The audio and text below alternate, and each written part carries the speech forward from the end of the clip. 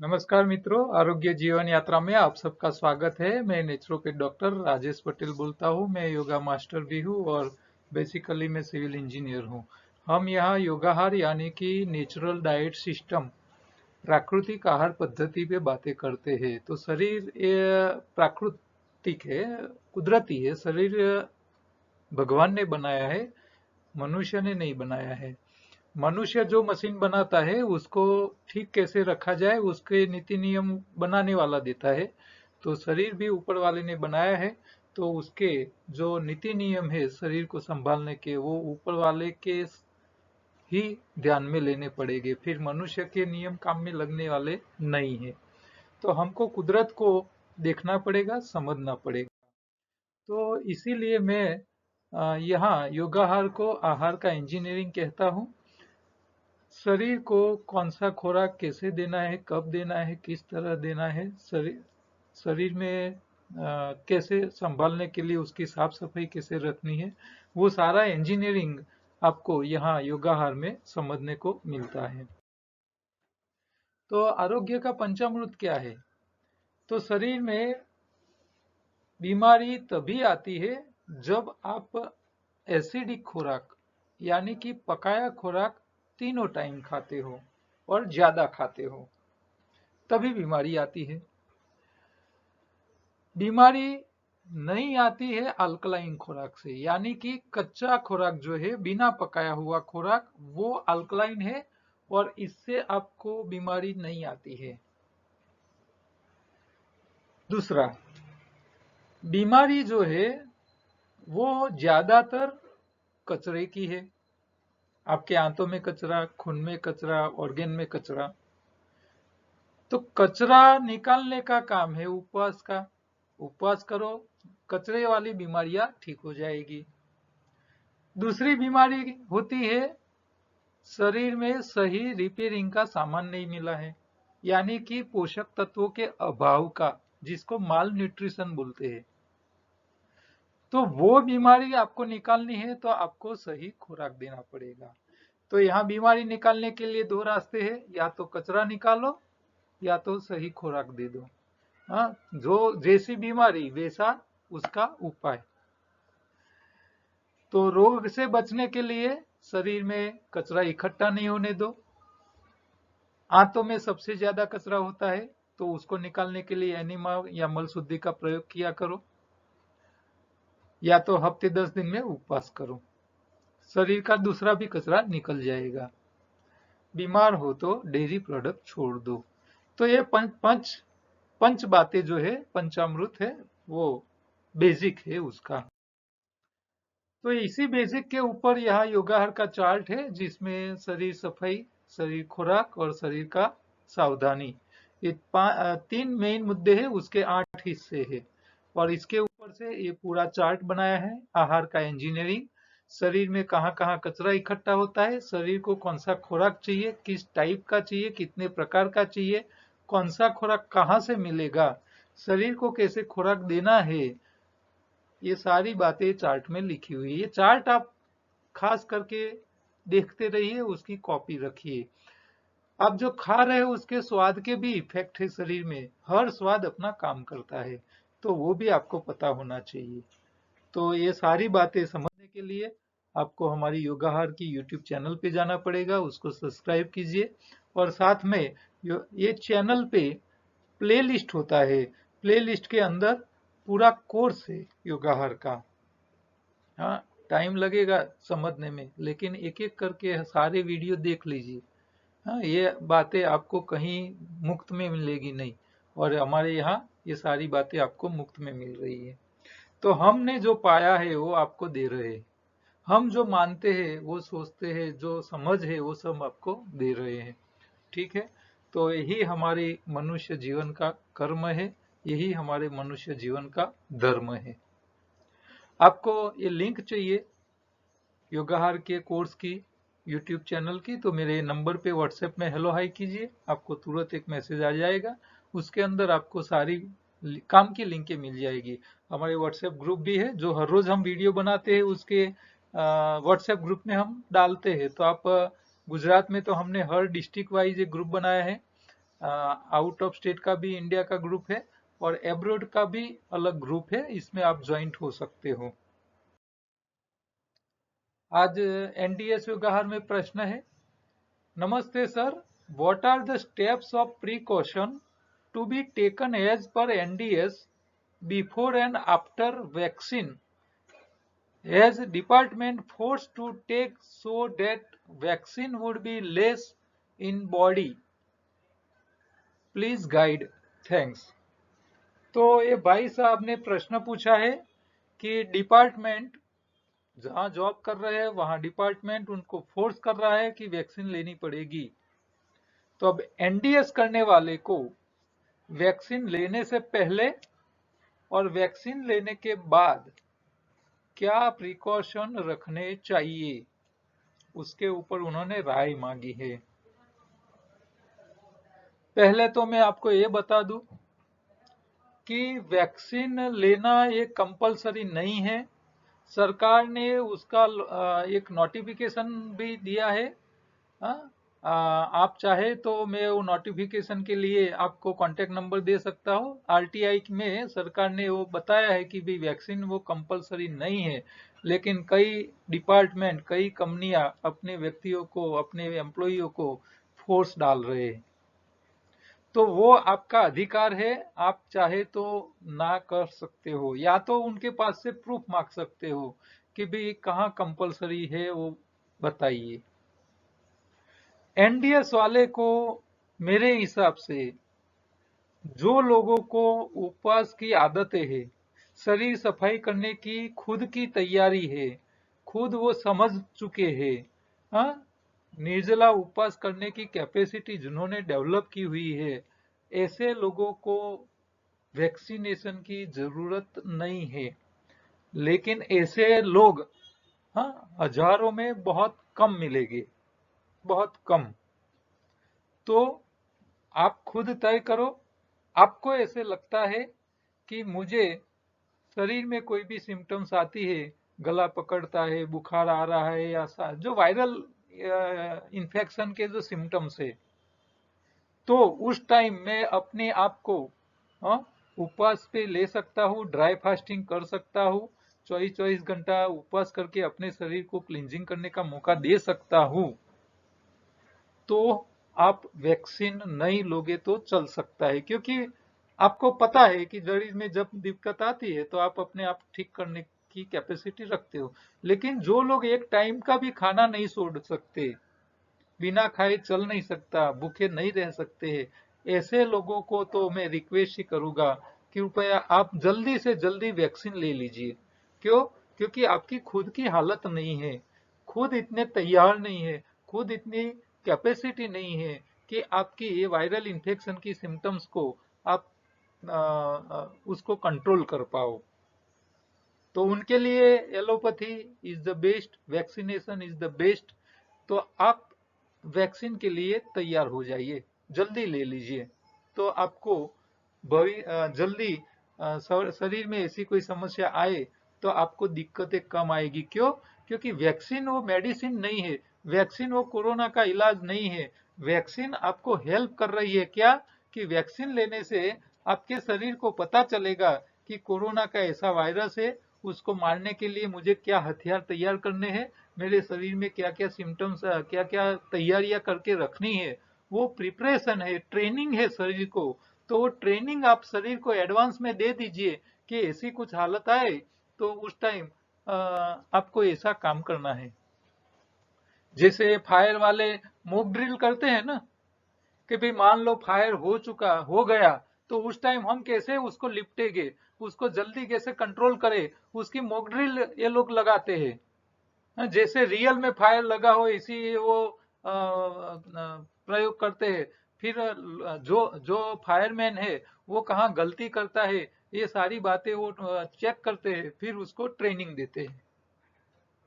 तो ये mock drill है, वैक्सीनेशन मतलब मॉक ड्रिल है शरीर के लिए, कि भाई कोरोना वायरस शरीर में घुस जाए तो शरीर को कैसे करना है, उसको तैयारी कैसे करनी है, वो उसको ट्रेनिंग दे रहे हैं। तो गलत नहीं है। हाँ, लेकिन किसके लिए? जो लोग खुद को संभालने की कैपेसिटी नहीं रखते हैं। जो लोग योग वाले हैं, नेचुरोपैथी में भरोसा करते हैं, आयुर्वेद से बच सकते हैं, खुद उपवास करके शरीर को कंट्रोल कर सकते हैं, खान पीन में ध्यान रखते हैं, चबा के खाते हैं, हेल्थ कॉन्शियस लोग जो है वो कभी बीमारी नहीं पड़ते हैं, ऐसे लोगों को इसकी जरूरत नहीं लगती है तो नहीं ले, इसमें कोई दिक्कत नहीं है। तय खुद को करना है। अब मान लो लेने की जरूरत पड़ी ही है, तो आपको क्या करना है? तो वैक्सीन लेने से पहले आपके शरीर में कचरा नहीं होना चाहिए। तो जिस दिन आप वैक्सीन लेने जाओ, इस दिन एनिमा लेके शरीर में आंतों की सफाई कर लो। इसीलिए कि आंतों में जो कचरा है वो कचरा वैक्सीन लेने के बाद वैक्सीन के जो टेम्पररी वायरस है वो शरीर में ज्यादा डैमेज नहीं करे। उसको काम करना है, शरीर को ट्रेन करना है, लेकिन इतना काम न हो जाए कि वो जो वैक्सीन के वायरस है वो कोरोना खुद ले आए। तो शरीर में कचरा थोड़ा कम रहेगा तो अच्छा रहेगा। दूसरा, वैक्सीन के दिन आपको खट्टे फल नहीं खाने हैं। खट्टे फल नहीं खाने हैं। क्यों? क्योंकि खट्टे फल खाओगे तो आपको वैक्सीन लेने के बाद आपको थोड़ा ज्यादा सिम्टम्स आएंगे। वैक्सीन लेने के बाद जो समस्याएं खड़ी होती है उसमें थोड़ा बढ़ावा होगा। तो आपको वैक्सीन लेने के बाद, लेने के पहले भी, लेने के पहले 1 या 2 दिन पहले खट्टे फल नहीं खाने हैं। वैक्सीन लेने के बाद भी आपको 2-3 दिन खट्टे फल नहीं खाने हैं। क्यों? क्योंकि आप खट्टे फल खाओगे तो आपको क्या होगा? शरीर में कचरा ज्यादा निकलेगा और जो वायरस है, और वैक्सीन वाले ही वायरस छोड़ो, हवा में से भी वायरस घुसेंगे तो ये वैक्सीन वाले वायरस के साथ जुड़ के वो ज्यादा समस्या खड़ी कर सकते हैं। तो एनिमा लिया करो, सफाई करो, खट्टे फल मत खाइए, ज्यादा मीठे फल भी नहीं खाने हैं कि वो कफ कर ले। तो कफ करे ऐसी चीजों से भी आपको बचना है वैक्सीन लेने के बाद भी, और वैक्सीन लेने से 1-2 दिन पहले। कफ करने वाली कोल्ड ड्रिंक नहीं पीना है, फ्रिज का पानी नहीं पीना है, शुगर वाली चीजें, ज्यादा रिफाइंड शुगर वाली चीजें नहीं खानी है, तीखी और तली हुई चीजें भी, आपको फ्राई की हुई चीजें वैक्सीन लेने के बाद 4-6 दिन और इससे पहले 1-2 दिन वो नहीं खानी है। जरूरत से ज्यादा नहीं खाना है, चबा चबा के खाना है।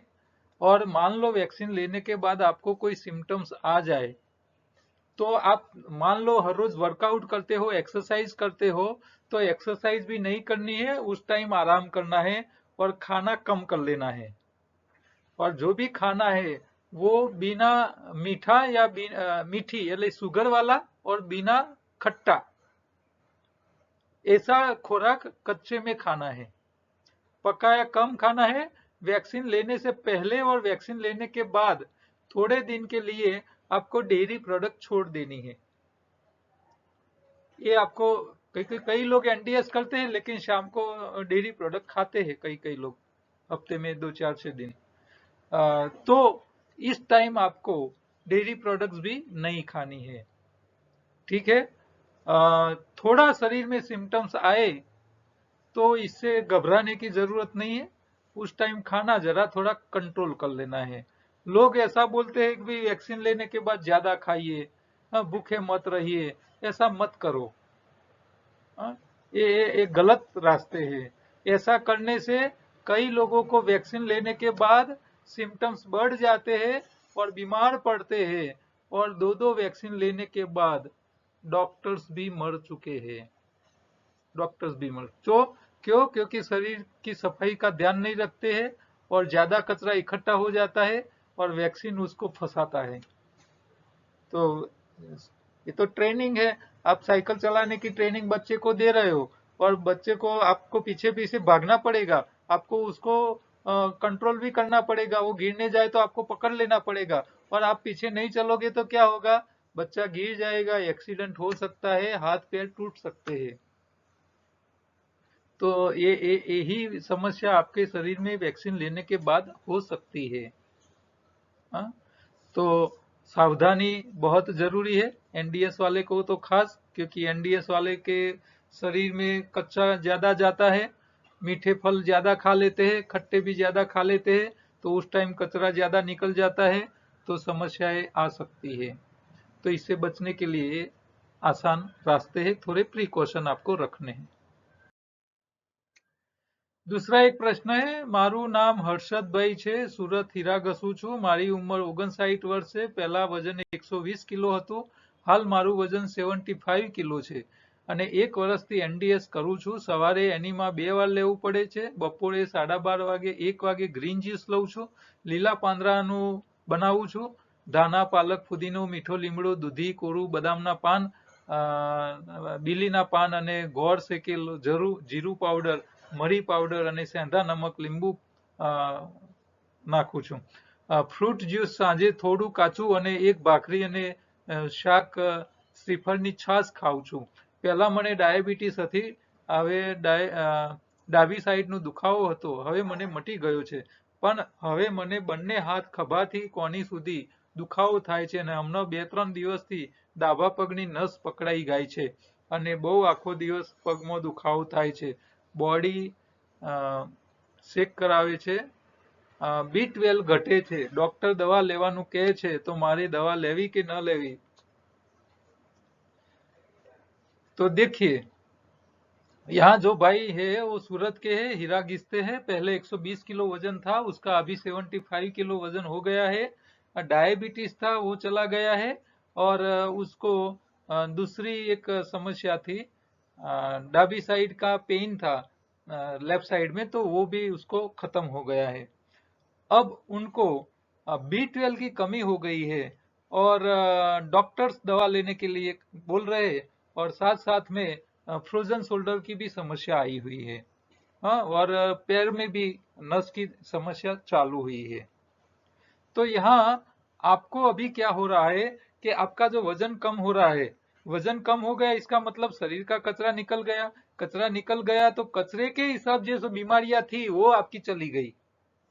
डायबिटीज क्या था, तो आपके पैंक्रियाज में कचरा था, निकल गया, आपकी समस्या खत्म हो गई। दूसरी भी समस्या थी वो आपको अच्छी हो गई। अब आपका वजन 75 से कम हो रहा है। अब वजन कम हुआ था तो कचरा निकल गया, कचरे की समस्या खत्म हो गई, लेकिन अब हम पकाया नहीं खाते हैं, कच्चा ज्यादा खाते हैं, तो हमारे शरीर में विटामिन की कमी शुरू हो जाती है। तो कच्चे में हम अनाज छोड़ देते हैं, फाइबर निकाल के खा लेते हैं, हमारे शरीर में जो एनिमा लेके जो बैक्टीरिया की कॉलोनी बढ़नी चाहिए वो हम नहीं करने देते हैं, मौका नहीं देते हैं। तो अब अभी आपको थोड़ा अलर्ट होने का है, आपको वजन इतना जल्दी कम नहीं करना है, आपको पकाए में अभी आपके शरीर में प्रोबायोटिक बैक्टीरिया का लेवल बढ़े, उसके लिए रात को आपको हफ्ते में 2-3 बार वेजिटेबल्स के दूध में से बनाया दही या तो देसी गाय के दूध में से बनाया हुआ दही, ये दोनों दही में बैक्टीरिया होते हैं। दोनों दही में बैक्टीरिया होते हैं, आप चाहे वो खाइए चाहे ये खाइए, तो आपको वो अभी स्टार्ट करना पड़ेगा। ये खाओगे तो B12 की कमी वापिस आएगी। B12 के लिए दूसरे भी ऑप्शन है। ये आम, अभी केसर कैरी का टाइम है, तो कैरी आप खा रहे हो तो उसकी जो गुठली निकलती है उसको आप खाइए, उसको प्रोसेस करिए, उसकी बहनों को पता ही है कैसे उसकी गुठली तैयार करनी है, तो वो खाइए, वो भी B12 आपको देगा। जो दाढ़म होती है उसका छिलके के साथ आप जूस खाइए, और अंकुरित अनाज और दालें, अंकुरित अनाज और दालें, अनाज वो भी आपको B12 के लिए फायदा करेगा। साथ में दही, वेजिटेबल्स के दूध का या तो देसी गाय का दूध का दही, वो आप खाइए, तो हमारे आंतों में, छोटी आंत में प्रोबायोटिक बैक्टीरिया होते हैं, उसका काम है जो हमारा हमारा जो अनाज जाता है या हमारे शरीर में जो फाइबर जाता है, तो वो जो फाइबर है वो फाइबर उसका सड़न होता है। तो इससे क्या होता है, एक कंपोस्ट होता है, उसको फर्मेंटेशन होता है। तो फर्मेंटेशन की जो प्रोसेस होती है उसमें ये प्रोबायोटिक बैक्टीरिया काम करते हैं और वो कई प्रकार के विटामिन बनाते हैं जो शरीर के काम के होते हैं। तो हमारे यहाँ हम एनडीएस में क्या करते हैं, हरी पत्तियों का रस पीते हैं, जूस निकाल लेते हैं, कचरा फेंक देते हैं। तो थोड़ा कचरा शरीर के लिए जरूरी है, थोड़ा कचरा। और कचरा ऐसा होना चाहिए कि उसमें बैक्टीरिया पले पोसे। तो इसके लिए, ये बैक्टीरिया की कॉलोनी बढ़ाने के लिए मिलेट्स यानी कि देसी धान्य, बाजरा, गेहूं और चावल वो थोड़े बड़े होते हैं, मकई दाना भी बड़े होते हैं। तो जितना अनाज का दाना बड़ी साइज का, बीज जितना बड़ी साइज का, उतना इसमें कार्बोहाइड्रेट ज्यादा होते हैं, फाइबर कम होते हैं। और दाना जितना छोटा, बीज जितना अनाज का छोटा, उतनी कार्बोहाइड्रेट्स कम होती है और फाइबर ज्यादा होते हैं। तो ये मिलेट्स का डाइट जो है वो रात को खाना चाहिए। डॉक्टर खादिर वली ये मिलेट से ही लोगों की काफी प्रकार की बीमारियां ठीक कर रहे हैं, काफी प्रकार की। तो हमको एनडीएस वाले को साथ में मिलेट का डाइट चालू करना चाहिए, या तो दही का प्रयोग आप चालू कीजिए। दूध मत खाइए, दही खा सकते हो। जिसको बी 12 की कमी है वो लोग दही खाएंगे तो इससे फायदा होगा। दही आप या तो वेजिटेबल्स का बनाइए, आप वेगन है तो वेजिटेबल्स का बनाइए, वेगन नहीं है तो आप गाय का, देसी गाय का दही बना के खाइए। तो इससे आपको फायदा रहेगा बी 12 की कमी। और मान लो बहुत कम हो गया है तो आप इसके लिए इमरजेंसी में एलोपैथी की एम्बिसन्स नाम की एक छोटी सी गोली आती है, आप हर रोज ले लीजिए, जीभ के नीचे रखनी है। मेडिसिन की दुकान में जाइयोगे तो वो भी आपको दे देगा, वो भी आप ले सकते हो। जरूरत है, इमरजेंसी है तो वो भी प्रयोग में ले लीजिए। क्योंकि हमको तो समस्या में से जल्दी बाहर आना है। और एनडीएस भी लोग कर क्यों रहे, समस्या में से बाहर आने के लिए। 100% एनडीएस करने वाले नहीं मिलेंगे। क्यों? क्योंकि लोगों को पता है तकलीफ पड़ी तुरंत उसका इलाज कर लो, बात खत्म और आगे चलो। पंक्चर पड़ा तो तुरंत उसका रिपेयर करो, हवा भरो, आगे चलो। ठीक है, रुकना नहीं है।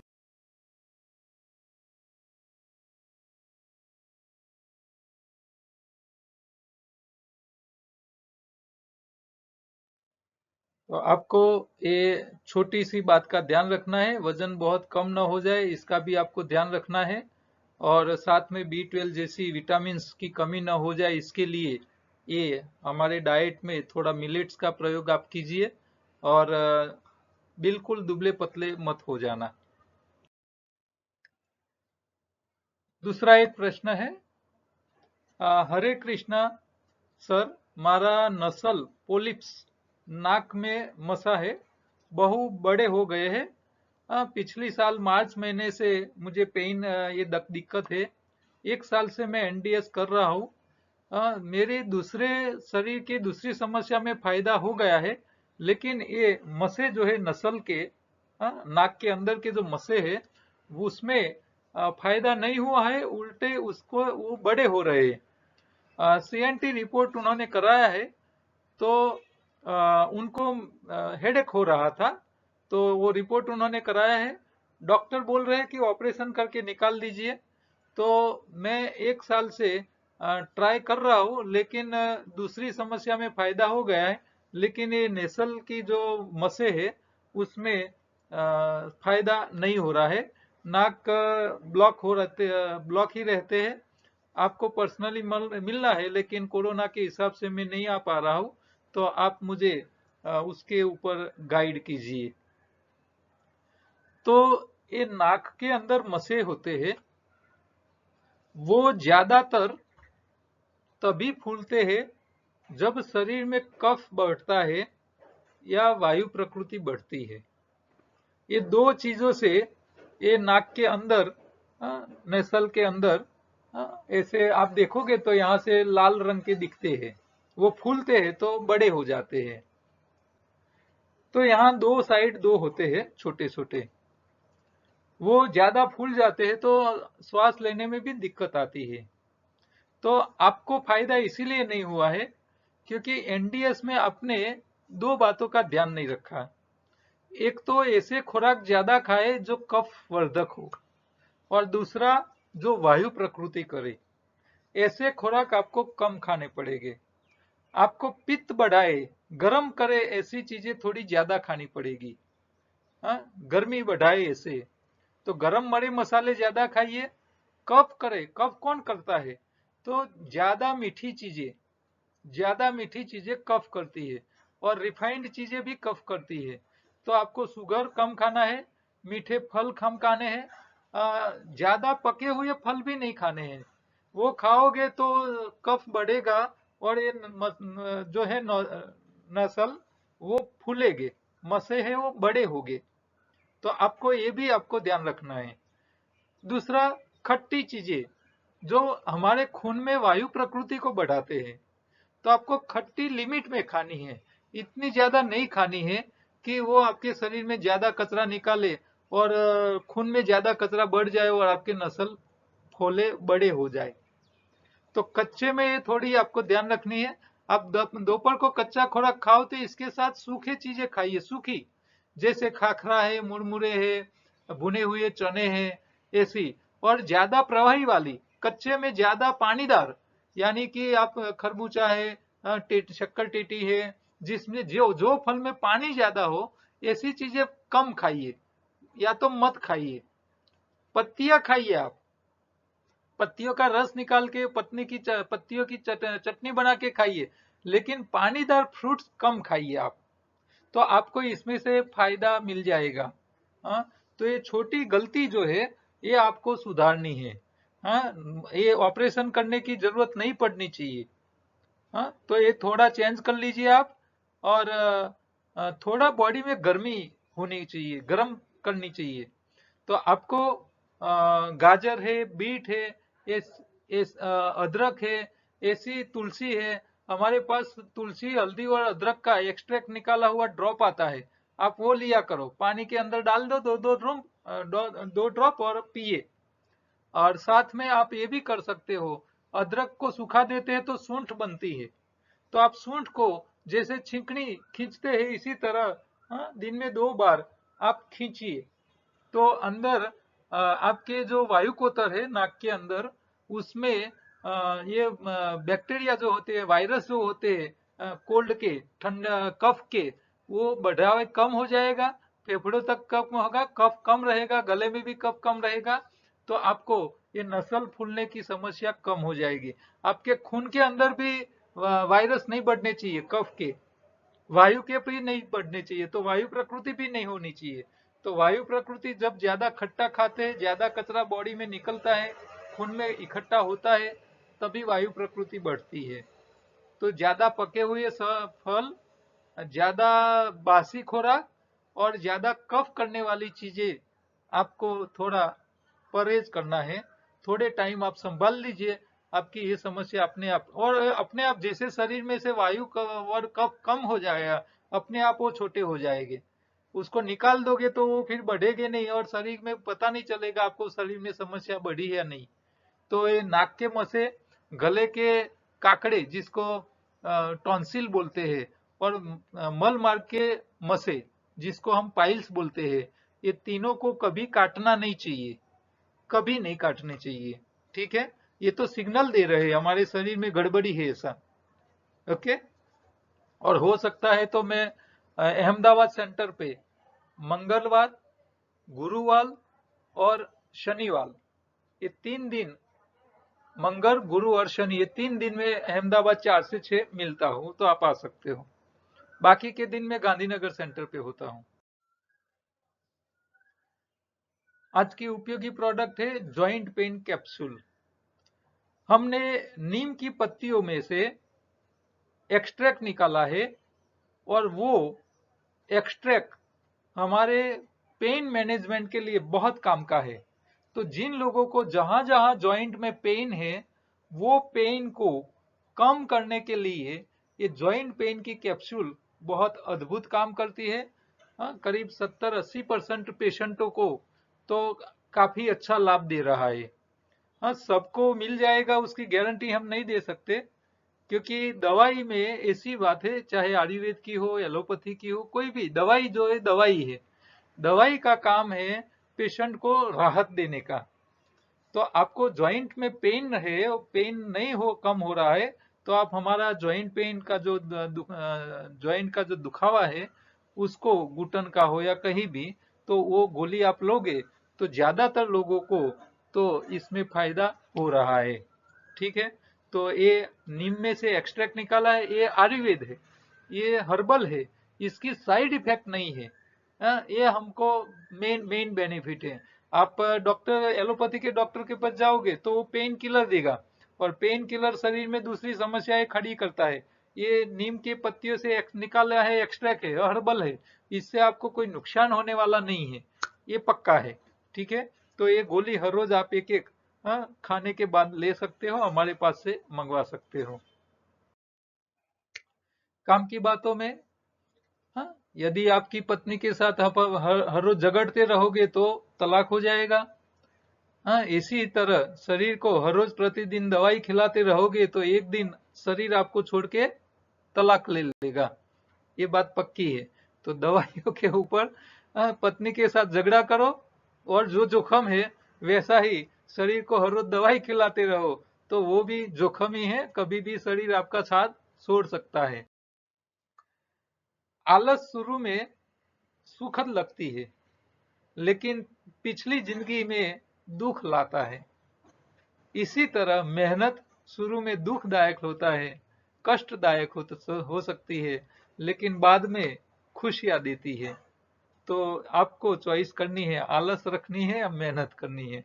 तो मेहनत पैसे कमाने के लिए भी हो सकती है, और शरीर को संभालने के लिए भी हो सकती है। तो मेहनत के प्रकार काफी है। जीवन में पीछे देखोगे तो अनुभव मिलेगा, आगे देखोगे तो आशा मिलेगी, दाएं बाएं देखोगे तो सत्य मिलेगा, रियल क्या है, और स्वयं अंदर देखोगे तो आपको आपका आत्मा दिखाई देगा जो परमात्मा स्वरूप है, और आपको आत्मविश्वास मिलेगा। तो आत्मा को देखने की प्रैक्टिस करो, खुद को देखो। हाँ? हाँ? कल के वीडियो में मैंने बोला ना कि आप दूसरों को मत देखो, दूसरे के लोगों को मत देखो, अपने आप को देखो, आपका शरीर क्या मांग रहा है, आपका आत्मा क्या बोल रहा है। हाँ? ये देखना शुरू कर लो, तो जीवन में आनंद आनंद ही है, स्वर्ग ही है। एक दिन ऐसा था, लोग सिंहों को भी बैल की जगह बैलगाड़ा चलाने के लिए इस्तेमाल करते थे। ऐसे ताकत वाले, मजबूत मनोबल वाले थे। और आज ऐसे मन वाले व्यक्ति बहुत कम मिलते हैं, जो ताकत ही नहीं है, मन मक्कम नहीं है। कई लोग मुझे बोलते हैं, साहब आपने तो 50 साल पहले रिटायरमेंट ले ली, काम करना छोड़ दिया, क्या पैसे की जरूरत नहीं है? तो मैं एक ही बात बताता हूँ, काम छोड़ना, पैसा कमाना छोड़ना, ये मन की ताकत होनी चाहिए। हाँ, लोग रिटायर होने के बाद भी नौकरी धंधा ढूंढते हैं, पैसे कहाँ से कमाऊं, कितने चाहिए, रोटी कपड़ा और मकान, इससे क्या चाहिए ज्यादा। तो मन मक्कम होना चाहिए, ताकत वाला होना चाहिए, तभी ये काम कर सकते हो। इसके अलावा आपकी ताकत नहीं होगी। हाँ, आप एक ये छोड़ना, बहुत मनोबल मजबूत चाहिए, तभी आप कर सकते हो, इसे नहीं हो सकता है। बच्चे पेरेंट्स के पास से सीखते हैं। हाँ, आपके बच्चे कैसे है वो आपने ही सिखाया है, डायरेक्ट इनडायरेक्ट कुदरत उसको सिखा देती है। और इसका ये पुरावा है, देखो ये पोज, बाप के साथ, पेरेंट्स के साथ बच्चे जब सोते हैं तो उसकी एक्शन अपने बाप के जैसे ही है, बच्चे को कुदरत ही सिखा लेती है। हाँ, ये उसके प्रूफ है। कोरोना किट, जो लोग कोरोना में से बाहर आए हैं, जिसके फैमिली में पेशेंट हो चुके थे, उनको कोरोना की दवाई की जो साइड इफेक्ट है, इसमें से जल्दी बाहर आना है, तो हमारी कोरोना किट मंगवा लीजिए। और फिर उसका कैसे उपयोग करना है, कौन सी चीज क्या काम करती है, उसके ऊपर मैंने स्पेशल वीडियो बनाया था। और जरूरत पड़े तो मुझे पूछ सकते हो ये मंगवाने के बाद। योगाहार को समझने के लिए ई बुक अवेलेबल है किंडल अमेजोन पे। फूड विथ लाइफ नाम की योगाहार की यूट्यूब चैनल है हमारी, जिसमें आपको अच्छी अच्छी खाने पीने की चीजें मिलेगी। तो आप इसका भी प्रयोग कीजिए, हर रोज नई चीजें बनाइए, मजा करिए, खाइए पिए और जलसा कीजिए। और ये छोटा सा मैसेज, कहीं भी आप कुछ प्रिंट कराते हैं तो साथ में करवाइए। हाँ, इससे लोगों का भला होगा।